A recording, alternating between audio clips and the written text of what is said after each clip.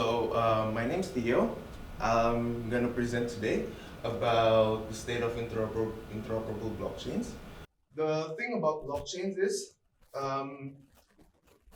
they're, they are dumb. They are smart when they're in their own ecosystem. Like for example, Ethereum and Polygon and things like that. They have their own things that they have to do. Like for example, Chainlink. But when you put them together, they're kind of collectively dumb because they can't connect with each other. Now that's the problem with interoperability. Now, what is cross-chain interoperability? Well, cross-chain interoperability is the ability for blockchains to communicate with each other. So blockchains usually just communicate internally within their own layer 1 ecosystems, like Ethereum just connects with other Ethereum nodes, and Polkadot just connects with other Polkadot nodes, essentially. And that makes a problem because in the end gives a problem that everyone in the different ecosystems cannot really interact with each other that much, making the data silos thing that I mentioned before. And the goal of cross-chain interoperability is to overcome that. And in the end, one of the important goals that I think is kind of important is trustless asset transfers between chains. So, have you ever heard of bridges before? Bridges, okay, so you've heard of bridges before. So, asset transfers between bridges usually involve like a two-way peg mechanism where the asset is locked in one chain through using a smart contract, and then it's unlocked on the other chain. Not minted, but unlocked. There's like a liquidity pool thing. The person address or things like that, and you have to pay gas fees. That's the on-chain transactions. Layer 2s are usually, sometimes they're side chains, sometimes they're just off-chain elements to the on-chain layer 1. They just help the they help the blockchain, the layer 1 blockchain become more efficient. Because if you only transact in layer 1, essentially the gas fees are going to be high. Like, do you know that Ethereum, the highest gas fee for Ethereum on average is May of last year, like $70 per transaction. Now that's kind of high. Now layer 2 seeks to solve those kind of things. An example of layer 2 is Polygon. If you heard of Polygon, Matic, yeah, that's an example of a layer 2. It's a layer 2 on top of Ethereum. So Polygon is actually a side chain. So a side chain is like, essentially there's the layer 1 is the main chain, and a side chain is will serve as an off-chain, how do you say? Off-chain will execute transactions off-chain. So the fees won't be as expensive on-chain. So the side chain will operate like in parallel with the original main chain. Like the transactions can be bridged and things like that. And probably I'm not really good at explaining that. So that's it. And we're gonna talk about the layer 0 interoperability part today. Okay. So the blockchain logic architecture is similar to the OC model. If anyone here is a computer science graduate, they would remember this from their networking class. Like the physical layer is usually the wires and things like that when you connect networks. And then transport layer is usually the packets that we send. Like HTTPS usually send data packets, right, through network. And then the application, presentation, and session layer is usually the application part. Application layer usually involves like the UI or the HTTP. Presentation usually just processes the data. Now, this can be, well, people in the blockchain world like to say that this is a good representation of the layer 0, layer 1, and layer 2 model, because in a sense, layer 0 is like the physical layer. It connects each blockchain with each other, just like how networks are connected using wires. And the layer 1 here, it acts as like the transport layer, and the four layers here, they're like They have the data layer, network, consensus, and actuator. So it's actually an important part of the blockchain itself because it's layer 1. And to make the transactions faster, like to make apps or things like that, usually we involve layer 2 here. You can make the apps on top of layer 1s, but in a sense it'll just be more expensive, right? Okay, so here's a top-down explanation of layer 2, layer 1, and layer 0. So the first one, layer 2, a layer that enables blockchain scaling by processing things off-chain. And layer 1 is the on-chain part, like the literal blockchain, like Ethereum, things like that. And layer 0 is data transport layer. So we're going to explore here that the data transport layer doesn't have to necessarily be a blockchain. It can be like a light client fabric node, like there's an example. But in a sense, layer 0s are still evolving, and there's a lot of new concepts about it. So what I'm trying to say is don't limit it to just blockchains or things like that. So why is blockchain interoperability important? I touched this in the beginning of the presentation, but this is just the conclusions. Like for example, they're removing third parties and creating a trustless ecosystem. So usually when you want to transfer assets, you have to have a bit of trust to the bridge owners. Like for example, have you ever heard of Wormhole for Solana? Yeah, and no, you haven't. So Wormhole is like a cross-chain bridge from Solana to other networks. It kind of escapes me right now which network they're connecting, but they operate in the two-way peg mechanism that I explained earlier. So they have a smart contract that will lock assets on-chain, and then they will have an off-chain process to execute on another blockchain to unlock assets there using a liquidity pool. Now, there needs to be a bit of trust there with the off-chain executable and the off-chain process and the smart contract. But with blockchain interoperability, there are projects that promises, well, probably a little bit too optimist of a promise of not doing things like that and make connecting blockchain messaging like directly using a separate protocol, a lightweight protocol. So the second one would be benefiting from network effects between blockchains. Okay, so what are network effects? Network effects are essentially how social media, like Facebook, Twitter, and etc., gets bigger. It's usually because of network effects. Like for example, I won't join Facebook if my friends if I don't have friends there, if my friends are not there. So if all of my friends are there, I would automatically join Facebook because I want to communicate with them there. Now that's a simple way of thinking about network effects. The more people join a network, the more valuable the network becomes. Something like that. So in blockchains, you can think of every solution as having a network effect because we want to transact like cryptocurrencies between people, right? So what's the use of having cryptocurrency if you can't send it to the people that you want it to send to? Like for example, if I want to send to Albert, for example, and Albert doesn't have a Bitcoin address, and I do, and I want to send him Bitcoin. How are we going to do that, right? And seamless DeFi transactions between chains. I think this is just a, why did I put this here? It's just a copy of the first one, in a sense, because if you want to make DeFi transactions between different chains easy and seamless, you need to have a really good blockchain interoperability protocol.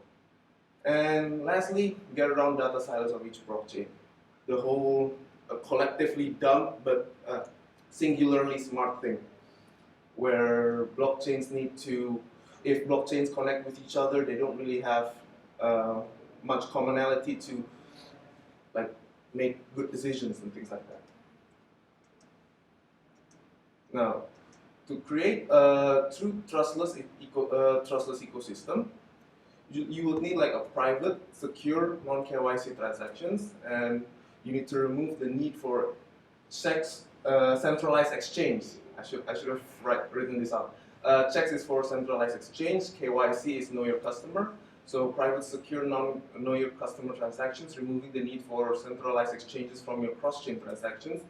and removing the need for third-party blockchains for cross-chain transactions. Now there's an example, Thorchain and AnySwap. Now this is an interesting example because have you ever heard of these two things, Thorchain and AnySwap? AnySwap, yes, Thorchain, not yet. Thorchain, not yet. I've never heard of them before. I researched this presentation too, honestly. And Thorchain and AnySwap is essentially a decentralized exchange. So decentralized exchanges make a third-party blockchain that will be bridged, right? That will be used as a bridge to connect to independent blockchains, things like that. There's going to be an image that will explain that concept in the next slides. Okay, so I already explained this. I think I was a little bit too fast on that part. Okay, so benefiting from network effects between blockchains. Based on the network effects manual enabling 6 of them. Oh, so there's actually a network effects manual that I looked up on the internet. It's actually the one here. I put like references on the bottom of my slide. So this guy from nfx.com has like 13 network effects that are actually beneficial for growing your product. So the first one is personal utility, and next one is personal. The personal one is similar to personal utility, but it's kind of different because it's more like the more friends I have on Twitter, for example, the more incentives I have to use Twitter. But not necessarily because I need to message them. You know, like peer pressure kind of thing, you know? Peer pressure kind of thing. No. Market networks, this is like when you want to transact, when people want to transact in each cryptocurrency, like for example in Ethereum, you want to transact between USDT and Polygon. There's a reason why most projects build on Ethereum or will make Ethereum their first priority. Like each project needs to connect to Ethereum because the market networks of Ethereum is quite large. I mean, the amount of projects on the Ethereum network and things like that is like really beneficial for new projects to tap. Like they need the assets and the money and the liquidity from the Ethereum network to even make their project thrive in a sense. Marketplace, it's similar to the market networks thing. And belief. Now this one's interesting actually because anyone here a maxi? One person's a maxi. Okay, so the things about belief is like for example, Bitcoin maxis, like they believe that Bitcoin is a superior cryptocurrency compared to Ethereum or other things because it's proof of work, it's purely decentralized, even though it's slow, but who cares, it's secure, things like that. So there's certain personal attachment to the project. That's the belief part. And the last one is bandwagon. Bandwagon is similar to personal utility and personal. Maybe I should have said this in the beginning, but network effects, the network effects manual have very similar, very similar characteristics, but with slightly different things. Okay, so next is the seamless transaction between different chains. Okay, this part is about the seamless transactions between different chains. So direct cross-chain communication is kind of hard because you need to create a bridge between chains and all that, and asset transfers without needing a two-way peg is it's not really non-existent. It's just kind of rare. Not most projects would need a two-way peg to transfer their assets, and cross-chain liquidity is sometimes also a problem because there's actually a good example that I've thought of. Oh, it is. Let's say there's Ethereum and Polygon, right? Ethereum and Polygon. So everyone wants to move their assets from Ethereum to Polygon. Why? Because the incentives to moving your assets to Polygon is faster transactions, cheaper transactions, like lower gas fees, etc. Right? But what are the incentives of people moving their assets from Polygon to Ethereum? Well, we're sometimes non-existent. Now that happens with some blockchains. That's why cross-chain liquidity is sometimes a problem, because you want to lock your assets in a smart contract and unlock it in another smart contract, right? But the problem is if there's nothing on the other side, how would you do that? That's why in some decentralized exchanges, they usually have a what do you call it? I'm thinking of the word in English. I kind of forgot the word in English.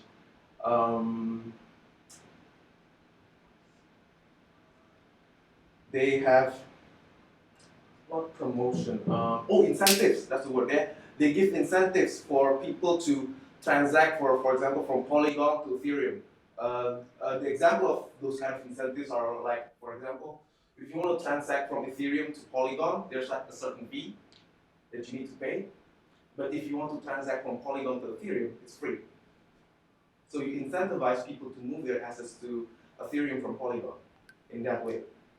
Usually that's the way that people manage cross-chain liquidity now.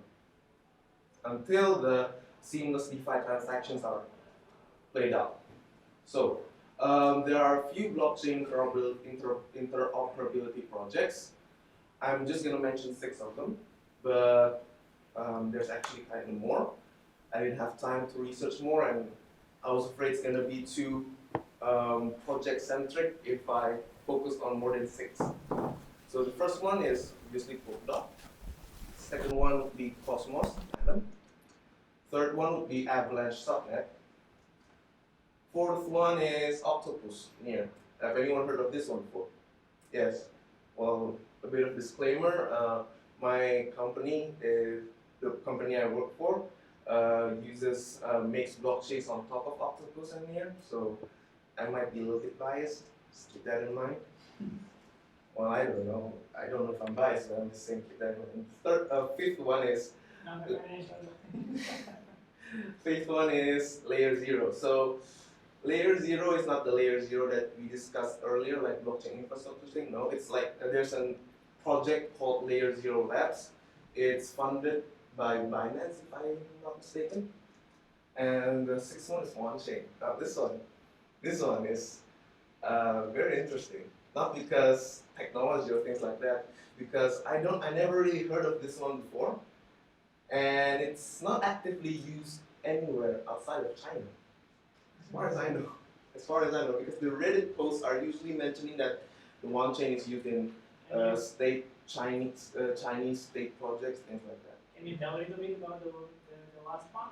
The a little OneChain. bit more. Like, Oh yeah, I will explain more later. okay. But I will have a Yeah. slide for every one of them.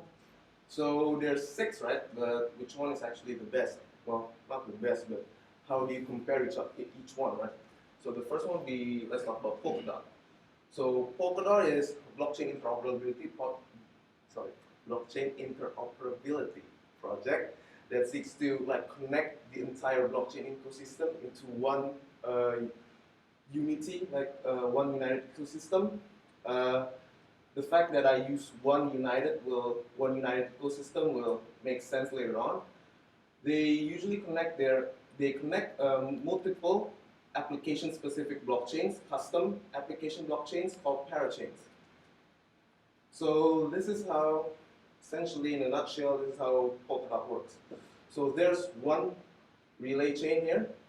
This is why I said one united ecosystem. They use one relay chain. Relay chain is like the mother chain of Polkadot, where all the security staking and all the security staking and interoperability part works. Like they connect with each other. The parachains here connect with each other through the relay chain, and in each relay chain we'll have a parachain slot. I forgot how many it was, but I think like 100 parachain slots. Like there's a limited number of parachain slots available for a relay chain.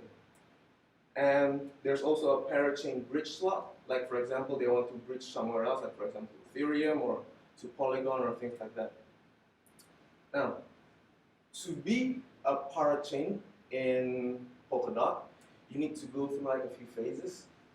I don't really have it on top of my head, but it involves something like waiting 2 years to get the parachain slot and then going through an auction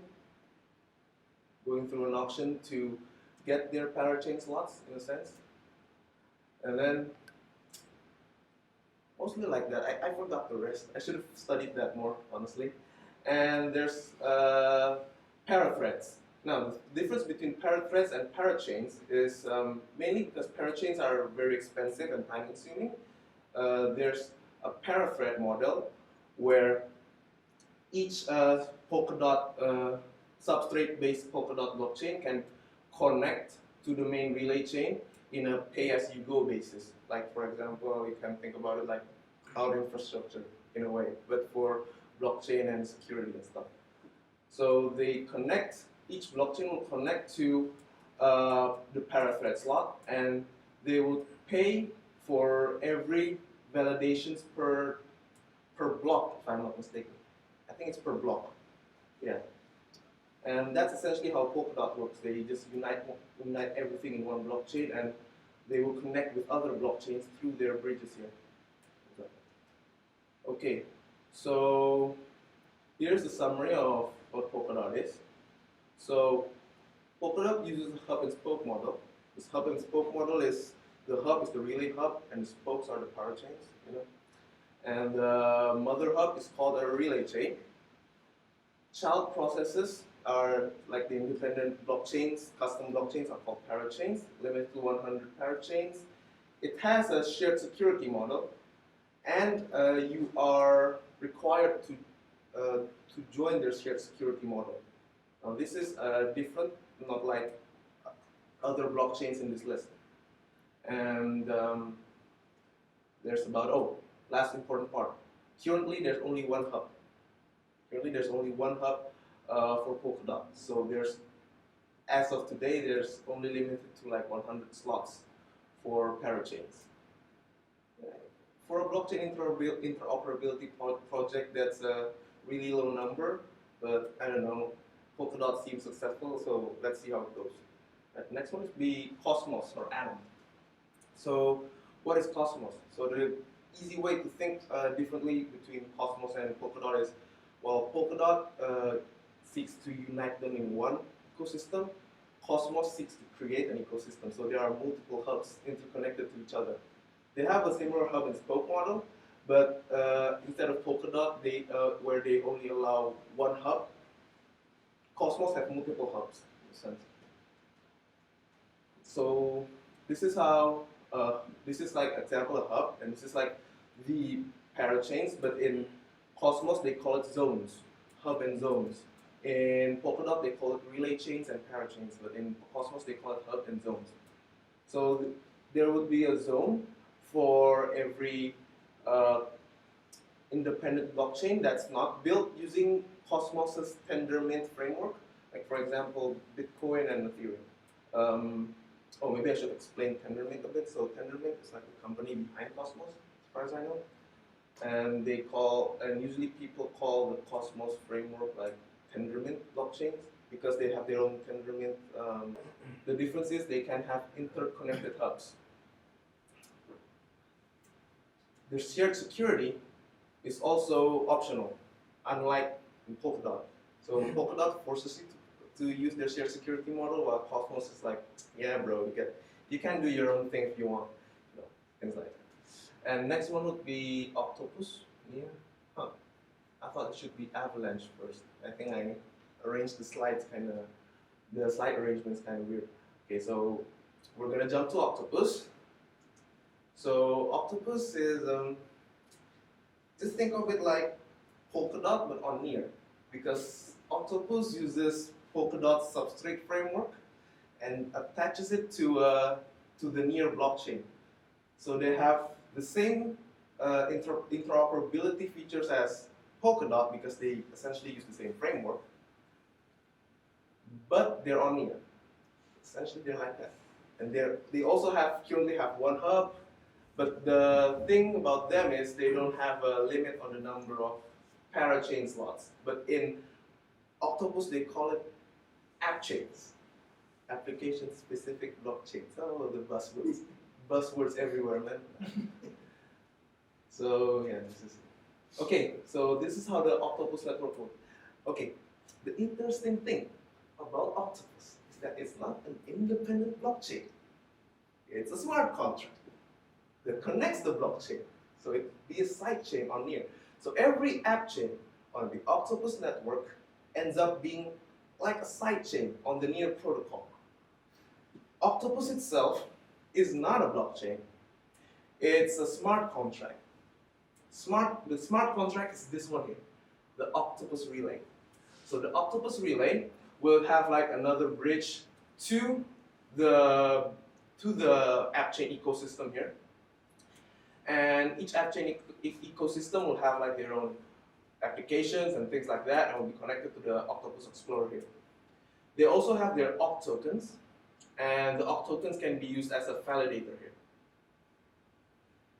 They also have Octopus DAO, but I don't think that's available right now. It's a work in progress. Just like everything in this world is in crypto. And next one would be, how does Octopus, oh, it's still the same title. My apologies. So Octopus has app chain pipeline. The app chain pipeline is akin to the Polkadot's model of slot auctioning and parachain registration and things like that. But the difference is the pipeline is way more streamlined. It's easier to follow, and the timeline is not usually 2 years. It's like a month. So if you join Octopus Network, if you make an app chain for Octopus Network and you're ready to register as an app chain on the mainnet, right? You don't have to wait 2 years. You can just wait like a month. They will first check the existing functions on the blockchain. They have their internal audit team, and there will be a candidacy queue. Candidacy queue is like similar to Polkadot's auction, but the difference is, I think, the candidacy queue uses like a voting system, where each Octopus token holder will upvote or downvote each candidate. So, for example, there's like 5 candidates. Let's say this is number 1, number 2, number 3, number 4, number 5. So the one on the left, on the right here, would be the first one to go to staging. Now, each Octopus holder can vote on each app chain, right? So it can be that number 5 is here, but number 3 is here. So the third app chain would go to the staging part first, because of the voting mechanisms in the candidacy queue. So next would be staging. Staging would be for staking. Yeah, staking. Octopus is a proof of validation. I think that's the right word. I forgot these buzzwords a lot. So this proof of validation network. So people can stake their Octopus tokens in the staging phase to validate the new upcoming app chain. There's also a limit. There's also a minimum amount of Octopus tokens needed to pass the staging phase. As far as I remember, there's like $2 million worth of Octopus tokens. So currently, Octopus is about $2.2. Let's say you need like 1 million Octopus tokens to pass the staging phase. It can differ in the future because the Octopus token price is expected to go up. What isn't expected to go up? And then, I mean, yeah, it's right? And then after staging phase, they'll just run the node booting part. Now, the booting part here is kind of interesting because it's fully controlled by the Octopus network team. Now I don't know how the Polkadot relay chain option works and how the installation works, but it's just a good thing to note that the entire Octopus network team would be fully responsible for this part, the running the node part. And next part is the summary. So essentially, it's a hub and spoke model, and as I said, it's a smart contract on a near protocol. And the buzzword for this interoperable blockchain is called app chains, not parachains, not zones. And then it has a shared security model, and I forgot, was it? Oh man, I forgot. Was it? Do you have to go? Skip? Oh, yeah, and they're required to.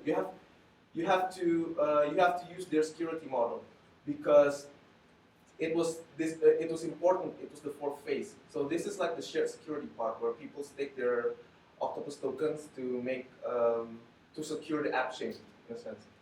So next is they use the Polkadot framework, and it's a significantly cheaper alternative to Polkadot and Kusama. Last time I remember, I didn't find that document anymore. But as far as I remember, they claim to be 10 times cheaper than Polkadot. That's their claim. I do not know. And they have a single point of failure, similar to the relay chain, because it's all on the Octopus Network smart contract. Next one would be layer 0. I really like this one. Not because I use the technology, but because the concept is kind of interesting. So what is layer 0? So layer 0, you can think about it as like a light fabric, communication fabric between independent blockchains. So it's kind of cool because if you see here, this is the problem they're trying to solve. Okay, so remember earlier when I said that there's going to be an image about the centralized exchange? So this is the centralized exchange. Like let's say ThorSwap and AnySwap. I actually got ThorSwap and AnySwap from their document here. So let's say this is ThorSwap, let's say. So how decentralized exchanges usually work is there's a chain A and chain B. So chain A would have a bridge to the intermediate chain, which is the Thor chain, let's say. And then after they made a transaction here, they can just connect, they can just send their assets to chain B, in a sense. That's how the decentralized exchanges work. And because it's different from centralized exchanges where everything is like a black box and you have to trust, decentralized exchanges uses a blockchain, another third-party blockchain to validate the transactions between chains. And I don't think I need to explain the centralized exchange part. I think it's pretty self-explanatory. You just sign Bitcoin and then replace it with ETH. Now, the reason centralized exchanges is really popular usually is because of the gas fee thing. If you want to transact in decentralized, make a transaction in decentralized exchanges, they're usually kind of expensive. I never tried it before, honestly, but I read that it's expensive, and that's why most people still uses centralized exchange to like cash out or to change their tokens, like for example from Bitcoin to Ethereum. Now let's talk about the layer 0 part. Now this is a little bit too simple, right? Sometimes a little bit too good to be true, I would say, because they claim to have a light communication fabric. So the fabric is essentially an off-chain mechanism using an oracle like Chainlink and a relayer. Now the relayer is the one that connects the transactions between chains, and the oracle is to essentially like give the layer 1 blockchains like insight to the outside world, things like that. At least that's the simplest way I could explain it. Oh man, I didn't put the image here. Oh man. Oh. So I thought that I put the image of the oracle and fabric. You know what? Maybe it will be better if we open it. Just maybe open Open the link Yeah. of the white paper. Yeah, I'm gonna open the link to what exactly. Because it's kind of interesting. I want to show it to you all. So here it is, and no, it's up here. I don't know. Oh, no, not there. Ah, here it is. Okay. So you can follow the Can transactions. you zoom it a little bit? Oh, okay. More? Like, bigger. Oh, Okay. Can everyone see it? yeah. Okay, great. So I'm not an expert in layer 0 yet, or maybe ever. So I'm just gonna explain this as best I can. So there's a user 1 and user 2. So they communicate to the network, and the network would send to a relayer. Now, the relayer would receive the message through the validator. Now, I don't really know how this process really works. After reading it, I'll be honest, I don't really understand it that much yet. But after they send it to the relayer, it would be used to confirm the block header hash in the second chain. Now, the oracle here, as I said, would be like the all-seeing eye. That's why there's an eye here. It would store the block headers here, and the block headers can be retrieved by the other network here.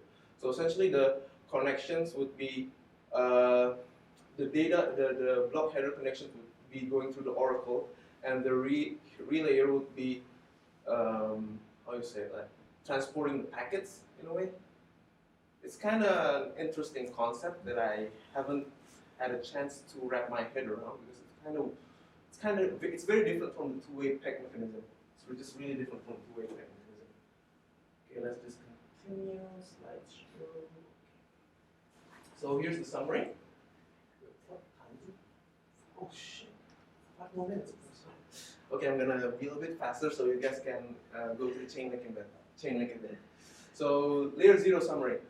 A communication fabric. It's essentially a communication fabric, and it's currently just connecting layer 1 EVM compatible chains. Right?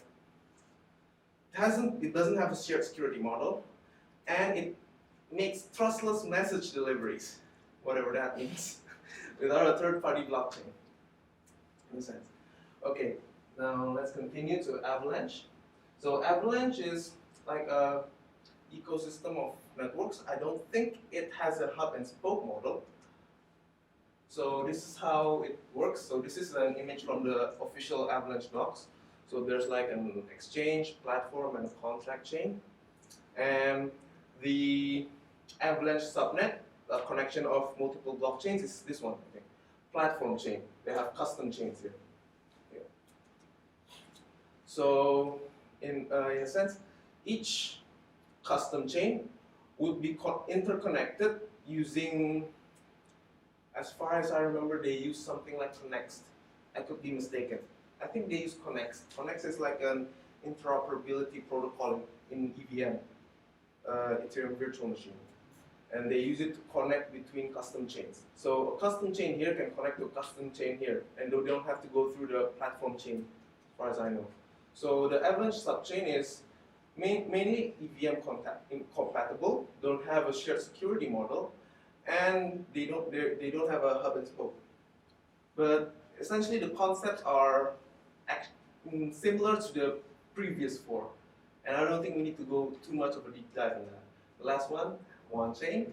So OneChain is an interoperable blockchain that facilitates bridges. So essentially they become an interoperable blockchain by making multiple bridges. Oh, you know, that's what I like about people. I think, as far as I know, this is from China. That's what I like about people from China. You know, they really work hard. They really work hard to make bridges between multiple independent blockchains. Like you have to go through OneChain first to go to Ethereum from Bitcoin, and then you want to go to Solana, you have to go to OneChain first. Imagine how many bridges they have to maintain. I'm like, Jesus. Jeez, man. Even I can't think about it. So this is how OneChain works. This is why, at least this is why I said they make bridges between multiple blockchains, because this is how they draw it. Like this is one altcoin, Bitcoin, and this is the OneChain protocol. That's how at least that's how I get it. You know, they just make bridges to these different blockchains. And currently, as far as I know, the only blockchain that they fully support, well, they're working with Polygon right now, but they only fully support Ethereum and Bitcoin. Okay, so this is how OneChain works. It's like a two-way peg. So you guys can learn about two-way pegs too today. At least it's at least kind of similar. So there's an Ethereum wallet here and a OneChain wallet here. So Alice is OneChain wallet, right? She wants to send transactions to the Ethereum wallet. So how does she do it? She locks her assets on OneChain, and then OneChain uses their bridge to connect to Ethereum and send it to her wallet over there. Essentially it works like that. Maybe I'm mistaken. If probably I am, please let me know. But at least this is how I understand it. Right? So OneChain is a third-party blockchain bridging ecosystem. I didn't want to say that it's interoperable yet, but it's really interesting because they use a two-way peg to make it interoperable. So it's mainly focusing on Bitcoin and Ethereum for the developer docs, and it's EVM compatible. Okay, next would be the statistics part. So I really wanted to make better statistics for this. It's not really finished, honestly, but I'll just use what I have now. So the statistics for comparisons would be for developer activity, essentially. So is it smart for you to use this framework or blockchain right now? So first would be comparing the active accounts. So active accounts is the number of accounts, unique accounts making transactions per day. Now the interesting part here is Adam. Adam has like 60,000. Jeez, 60,000 transactions per day. Where's Dot? Oh, come on. This is like less than 1,000. Second is Ava. I mean, if you know how the Ava saga, Avalanche saga goes, I mean, it's not really surprising. They're really popular, right? And Dot is surprised. I never thought that Dot would be this close to 1, honestly. But then again, this is a pretty big scale. So maybe it's like 1,000, 2,000 difference. So Atom recently just popped up in popularity. A few months ago, it's like over here or something, if I remember. And Can then you share the data. website Oh, here. where you grab this statistics? This is over here. Yeah, I should have put references there. I'll be honest, I forgot to put it there. It's still loading, but you guys just can go to atom.tokenview.com, and you guys just see the daily count charts there. Token view. Okay. Next would be the new accounts. So the new accounts, Polkadot is still the king. They have like 2,000 at least new accounts every day, and Atom is declining. But hey, if you look like an active account like this, who needs new people? And Ava is also declining. One is stagnant, as usual. Next would be statistics for Reddit subscribers. Now, why is this important? Well, maybe this isn't the best way to measure community support, but it's a kind of good way to see what the community is up to. So Polkadot's on top. Cosmos is second. Third one is AVAX, not surprisingly, and then OneChain. And then you might be asking, Theo, where's Octopus and Layer 0? They're down here, my buds. They're down here. I'm not mocking them. This is true. You see a little red dot over here? That's Octopus. And that's like 15 subscribers as far as I remember. Anyway, they need a lot of work to do. That's all I gotta say. And this is the Reddit comments. This is pretty interesting. This is Reddit comments per day. Cosmos is really significantly higher than the others. OneChain is non-existent. They're like over here, man. Hello. And this is Octopus here. Hello. Polkadot only has 9 comments per April 16. AVAX has 17. Cosmos is, well, you can see for yourself. And statistics for comparison, this would be the last slide. This is a comparison for GitHub stars. I know GitHub stars doesn't mean anything. Most of the time, it doesn't mean anything. But it really shows you that how many people really knows the project. So the most popular GitHub project in Polkadot has like 6,900 stars, followed by Cosmos, not surprising because it's always the second contender when it comes to these kind of things. And third is Avalanche because they're kind of new, even though they have significantly more apps. And there's like 279 OneChain, Layer 0, and Octopus Network. They really gotta work. And I think that will be all from me. This is the last slide. Are there any questions? Oh, 15:53. That means it's 4:53. 7 minutes to 5. Any questions? So, do any of these technologies can I use them today to bridge assets? And can I use them today with Bitcoin or Monero? You can. Mostly, I would suggest Cosmos's IBC. So Cosmos has an inter-blockchain communication protocol. I think that's the acronym. So Cosmos has an IBC software development kit, so they can send. No, what I mean is like a user interface. User So interface. like not like a SDK. Oh, not like, SDK. Not user- like can I go to a website and do a swap or like move my asset or is it There all are just- decentralized exchanges. But they're using one of these protocols underneath? no, I don't. I didn't search that. I didn't look that up, to be honest. So any of these are working in practice or it's all kind of like theoretical? The Cosmos part, as far as I know, is working, and the Polkadot part is working. But again, Polkadot uses bridges, right? So I don't know if they're XCM. XCM is like the interconnected communication protocol thing that they have is working between blockchains yet. Honestly, the only thing I can vouch for is probably Cosmos's IBC. But that's all like SDK, only SDK. Okay.